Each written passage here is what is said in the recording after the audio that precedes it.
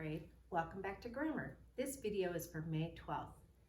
Today we're going to work on object pronouns and prepositional phrases, and we're going to check the worksheet that you did last time.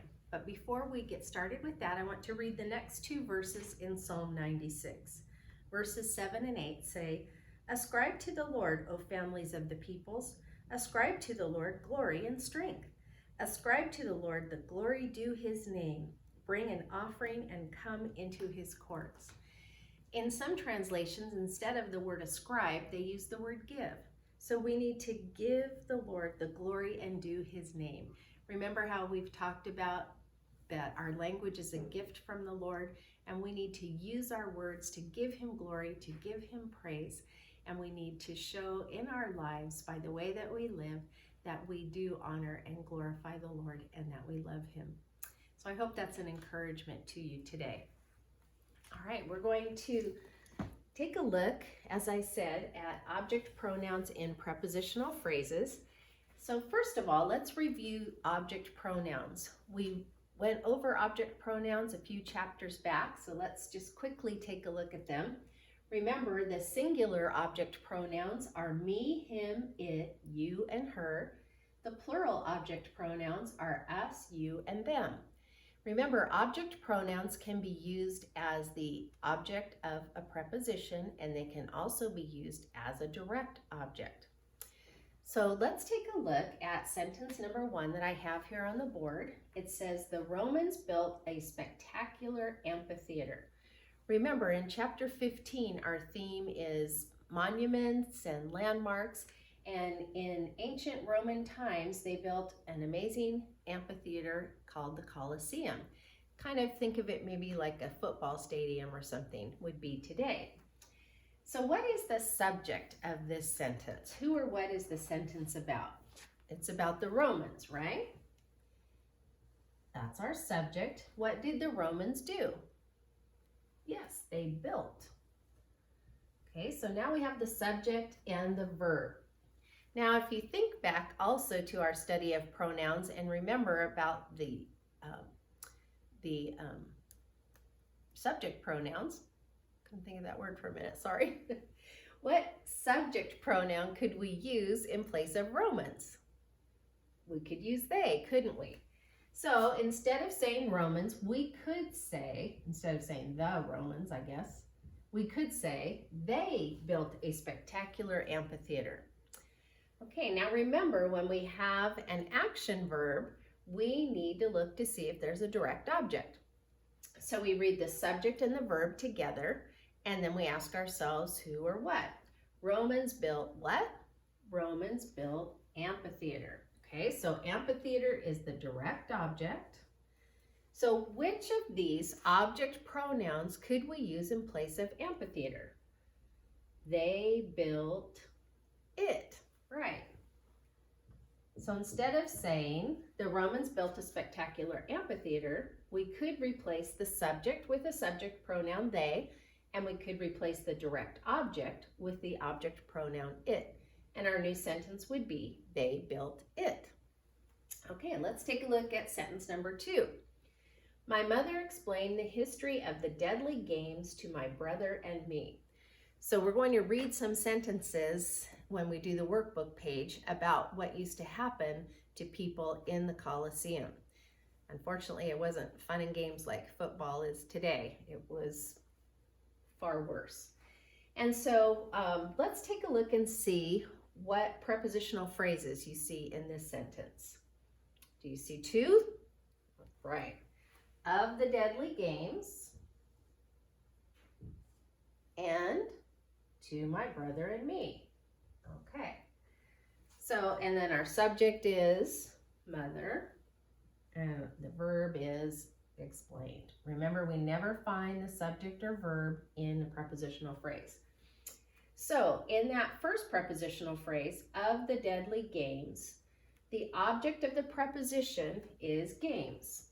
What could we use in place of games? My mother explained the history of them. Yes, we can use the plural object pronoun them. And then what could we use instead of brother and me. Yes, us. Another plural object pronoun. So our sentence could read, my mother explained the history of them to us. All right, so we always use object pronouns when we are taking the place of a direct object or the object of a preposition.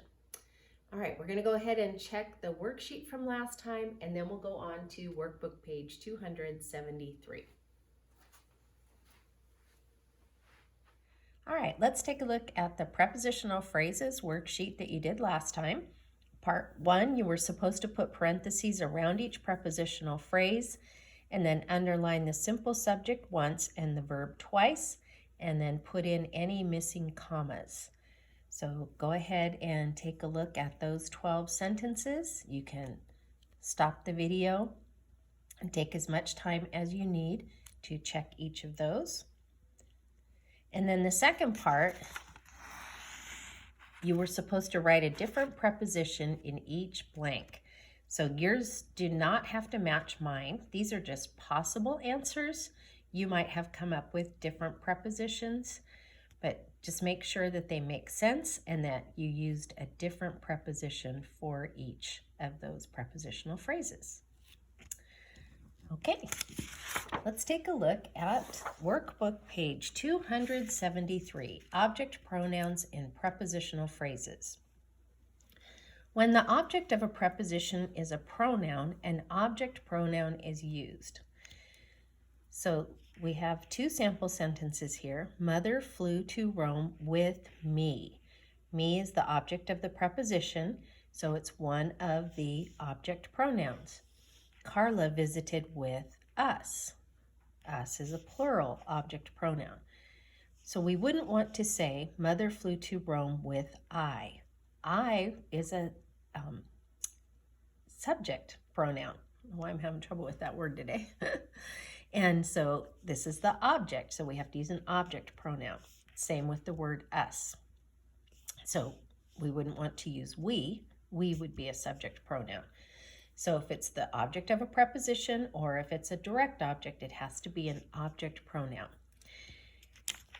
And then let's also look at how prepositional phrases can add details to basic sentences. A prepositional phrase can be added to the beginning, middle, or end of a sentence. Notice that the placement of the prepositional phrase affects the placement of the subject and verb. Look at the first example. Emperors built large buildings. Okay, we have a subject, we have a verb. During the Roman Empire, emperors built large buildings. Here we have a prepositional phrase at the beginning of the sentence before the subject and verb. Look at the second one. Emperors in Rome built large buildings. Here we have a prepositional phrase between the subject and the verb. So it's in the middle of the sentence.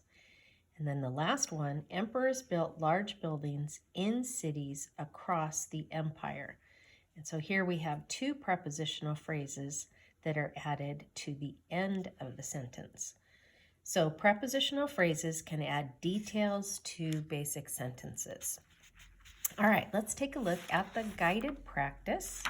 For the first part, they want us to underline the simple subject once and the verb twice, and then write the object pronoun to write an object pronoun to replace the underlined words. So number 1 says, the emperor built a great Colosseum for the people. Boy.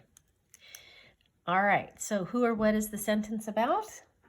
Yes, it's about the emperor. We're going to underline that one time. What did the emperor do? The emperor built. So we underline that 2 times. Now they want us to write, an object pronoun to replace the underlined words.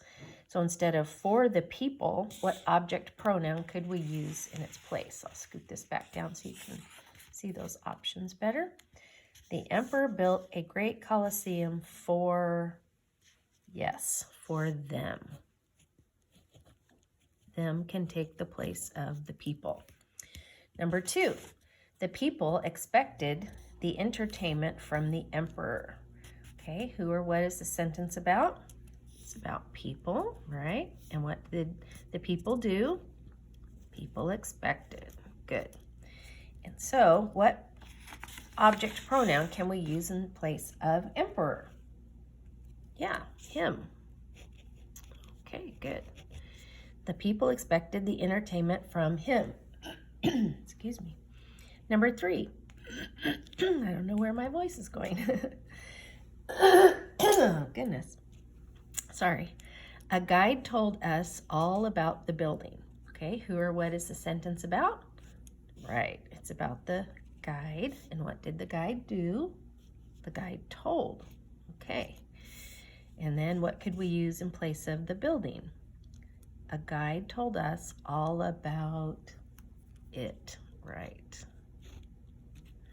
Number 4, the ruins of the building towered above Carla, Mother, and me. Okay, so who or what is the sentence about? It's about the ruins, right? And what did the ruins do? They towered. Good. Okay, so we need an object preposition to take the place of the building. The ruins of it. Yes. Towered above. What could we use in place of Carla, Mother, and me? Us. Good. All right. Okay, let's go on to the next part. They want us to expand each sentence by adding one of the prepositional phrases from the box to the beginning, the middle, or the end as indicated. So these are our 3 choices. We have for the people's entertainment, under the floor, and to the arena. So for number 5, they want us to put a prepositional phrase at the beginning of the sentence. Wild animals lived in cages. Okay, so we're going to try each of these at the beginning and see which one fits and makes sense. For the people's entertainment, wild animals lived in cages. Well, that could kind of work. It kind of sounds like a zoo, but that's not what was going on in the Colosseum. Let's try this one. Under the floor, wild animals lived in cages. That one sounds pretty good. Let's try the last one. To the arena, wild animals lived in cages. So of those 3, which sounds the best and makes the most sense? Yes, under the floor. So we're going to put that at the beginning of the sentence. Under the floor, wild animals lived in cages.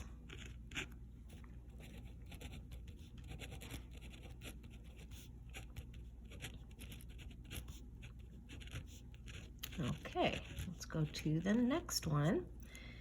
Here we need to put a prepositional phrase in the middle of the sentence. Okay, so we have 2 options left. The animals were moved for the people's entertainment and released. I don't know if that makes a lot of sense. The animals were moved to the arena and released. Yeah, that one makes sense, doesn't it? So we have the animals were moved to the arena and released. Okay, are you getting the picture of what was going on? So these animals are kept under the floor of the arena, then they're brought to the middle of the arena, and then they're released, and it was not good. And then number 7, excuse me, they want us to put a prepositional phrase at the end. The emperor provided free games for the people's entertainment. Okay.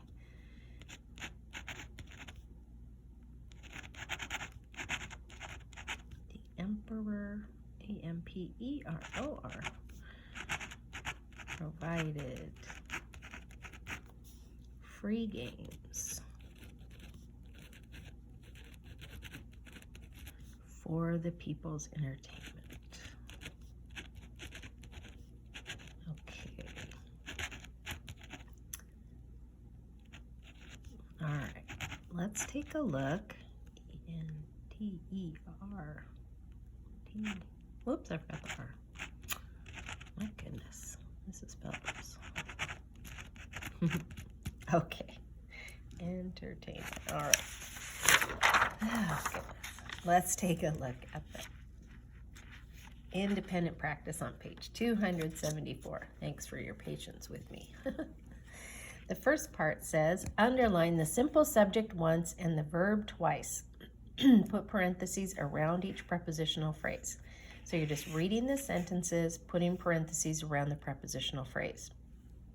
Remember, it begins with a preposition, it ends with an object, which is a noun or a pronoun. Number 9 through 13, you're writing an object pronoun to replace the underlined words. So pick one of those object pronouns to take the place of the words that are underlined. And then the third part, you're doing what we just did on the other page. Expand the sentence by adding one of the prepositional phrases from the box to the beginning, the middle, or the end. So if they tell you to put it at the end, that's where it goes. Tell you to put it at the middle, that's where it goes, and so on. And then the last part, apply and write. You need to use at least 3 prepositional phrases in a sentence to tell about an adventure you have had with your family or friends. So one sentence with 3 prepositional phrases at least. All right. Thanks for watching this video and doing such a great job. And next time we'll check this page and we'll go on to our next worksheet. Have a great day.